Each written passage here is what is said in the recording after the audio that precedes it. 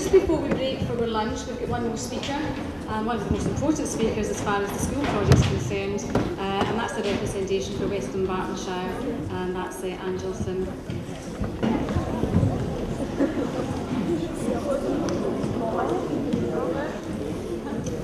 Thank you very much to St Joseph's Primary School. I think these boys and girls have been super this morning. They've sat so well behaved, first of all in the big hall outside and then in here. And thank you from the council for coming along, and I hope you enjoy your lunch and a safe bus journey back to St Joseph's.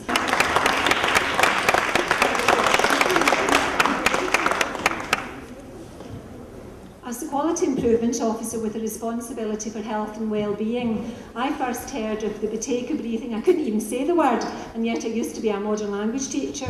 I first heard of it when St Columba's High School submitted to me their folders of evidence to become a health promoting school.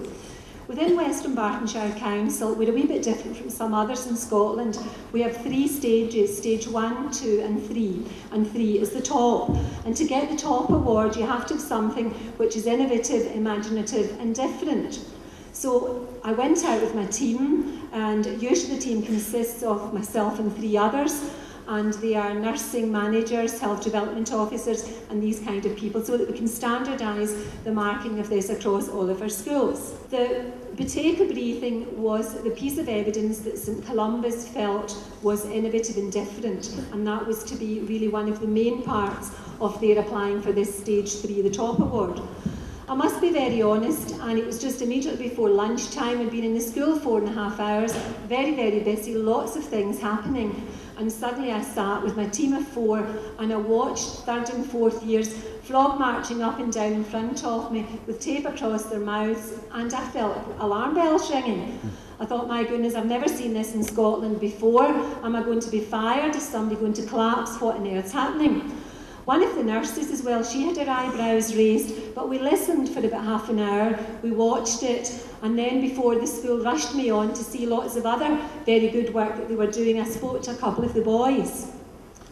One of the boys said to me that before he took part in Jill's classes, he wasn't able to play football very often on a Saturday. He now could play football. And I listened to a couple of the other pupils' stories, and the day continued, and I said, I think I'm very, very careful in my work, and I said I'd have to go away and think about it. So of course the school gave the top award for it. It was innovative, there was lots of other work going on. I'd never seen anything like it in Scotland before, and I went home. It was a Friday. I remember it clearly because I went home on the Friday night. I phoned my son-in-law who's an ear, nose and throat surgeon, and one of my daughters who's a GP, and I asked them about it. My family came for their dinner on Sunday, brought armed with lots and lots of research. My son-in-law, I wouldn't say he was sceptical, but when I said to him I thought it was quite a stark experience and tell me more about it, I listened and I saw the clinical notes, but I pointed out to my family, several other Sir-Alls in the medical profession.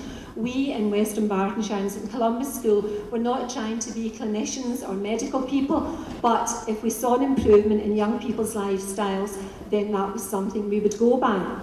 My daughter and son-in-law were comfortable enough with that too, and a few months have actually passed since then.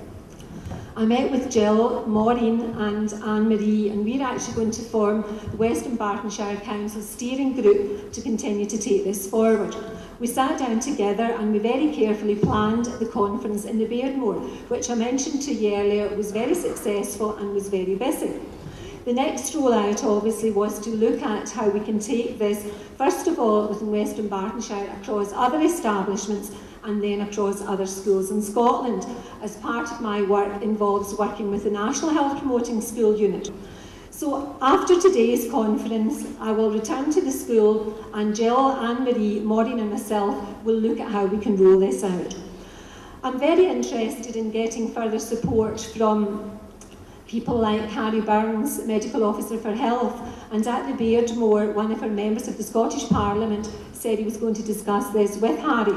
Jill has been tremendous in supporting us, Jill and her extended team, but we must support Jill and look at how we can raise funds to further help other people. Within West Dunbartonshire, my Executive Director, as I mentioned, elected members have been very supportive in looking at how we can help other pupils.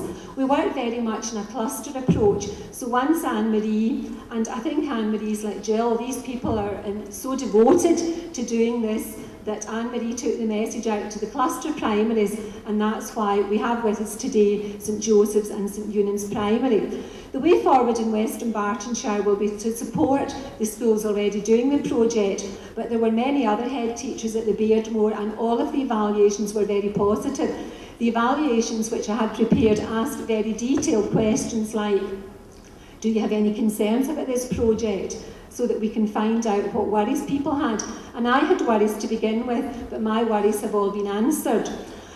So we'll look at how we can take it across the council. Obviously, many head teachers want this in their schools, but we have to get resourcing to be able to take this forward. So hopefully we'll be able to get resourcing nationally and locally, and that is the way forward in West Dunbartonshire. And I was so pleased, again, as I said earlier, to find that we had got national publicity from Scotland in the Sunday Herald yesterday, and that will probably be followed up by the Times Education Supplement and other papers who pick it up. So well done to all the pupils. Because of the pupils who've sat very patiently, being bored with some of these speeches, particularly me, but if it hadn't been for the pupils, then we couldn't take this forward. And you pupils are here today are very, very important, because I know that Jill will continue to use you, because you've been some of the people who pioneered this in Scotland. I'm sorry I've only been talking about West Dunbartonshire, because I don't have the experience of the other schools present. But the same would be for the pupils from St Maurice, Glasgow City, and other pupils that Jill has worked with. But I'm sorry I can't say too much about other local authorities. Thank you.